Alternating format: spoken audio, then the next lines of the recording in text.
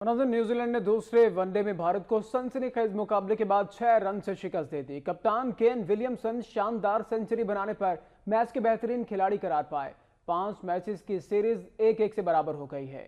फिरोजशाह कोटला दिल्ली में खेले गए मैच में भारत ने टॉस जीतकर न्यूजीलैंड को बैटिंग की दावत दी, जिसने मुकर्ररा 50 ओवर्स में 9 विकेट के नुकसान पर 242 रन बनाए।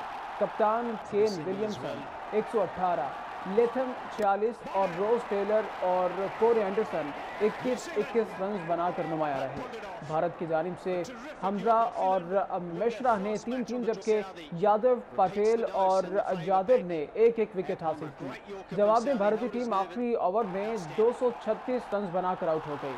जादेव 41, कप्तान धोनी 39, पांड्या 36 रन बनाकर नुमाया रहे। फाते टीम की जानिब से सऊदी ने 3, बोल्ट ने 2 जबकि हेनरी और सेंटनर ने 1-1 विकेट हासिल की।